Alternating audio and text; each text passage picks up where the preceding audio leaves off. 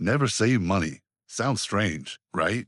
But this story of two childhood friends from a small Indian village will force you to think about savings and investment. In the heart of rural India, nestled between golden fields of wheat and the gentle flow of the Yamuna River, lay a small village called Sundarpur. Like many villages across the nation, Sundarpur was a place where life moved slowly, where neighbors were family, and where the land was both mother and teacher. In this village lived two young men who had been inseparable since childhood, Romesh and Kishan. They had played together in the dusty lanes, studied under the same banyan tree, and dreamed of better futures while watching the stars from their humble rooftops. Both young men came from similar backgrounds. Their fathers were farm laborers who worked on the lands of wealthy Zamindas, earning just enough to feed their families. When the time came for Romesh and Kishan to begin their own journeys, each received a small inheritance of 5,000 rupees from their fathers. "This is all I have to give you, my son," Romesh's father said. "Guard it carefully. Save every basa." Money saved is money earned. Kishan's father, however, offered different advice. "Son, money is like water. If it stays still, it becomes stagnant and it eventually dries up.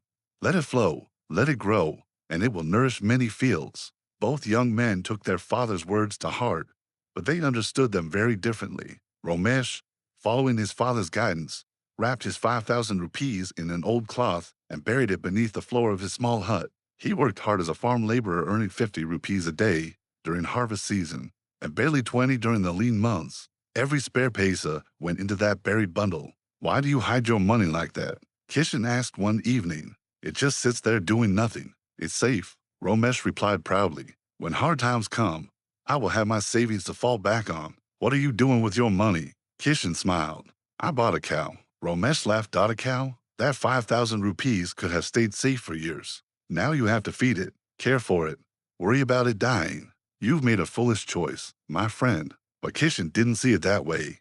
He woke before dawn to tend to his cow, collected her milk, and sold it in the village market.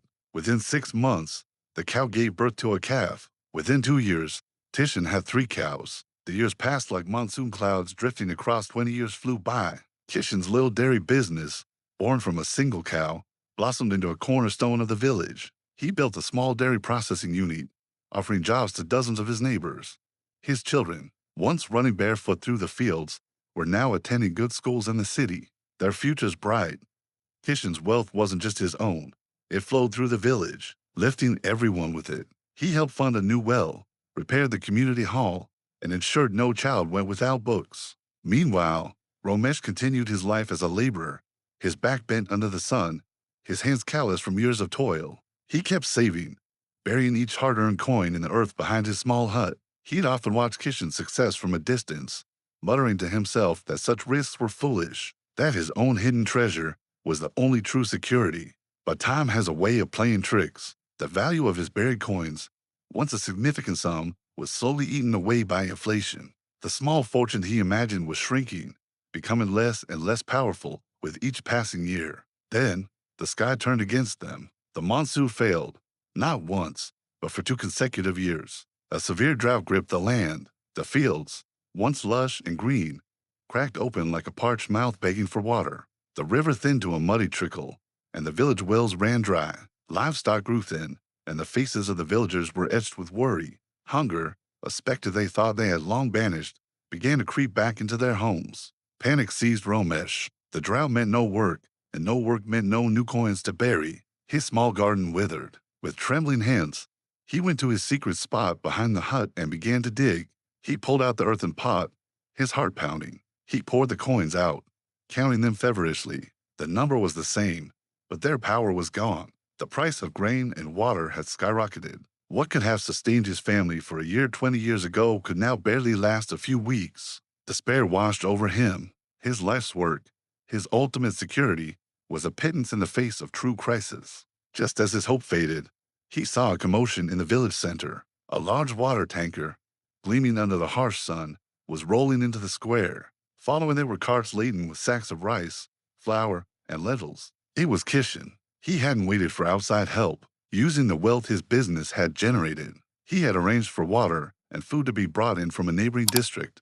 He stood there, not as a rich man looking down on the poor, but as a brother helping his family. He organized the distribution himself, ensuring every single family, including Romesh's, received enough to survive. Watching Kishan, a profound realization struck Romesh like a bolt of lightning. He saw true wealth, not in coins buried in the dirt, but in the grateful eyes of the children drinking fresh water. He saw it in the relief on the faces of his neighbors receiving food. Kishan's wealth wasn't a static treasure. It was a living, breathing force for good. It was a river that nourished the entire community, while Romesh's savings were just a stagnant pond, useless when the real thirst came. Shame and regret filled Romesh's heart. He walked slowly towards Kishan, his head bowed. Kishan, my friend, he began, his voice choked with emotion. I was a fool. For 20 years, I mocked your dreams. I believed that hoarding money was wisdom, while you were building a lifeline for all of us. Can you forgive my arrogance? Kishan placed a hand on his friend's shoulder, his expression one of kindness, not triumph. There is nothing to forgive, Romesh, he said gently.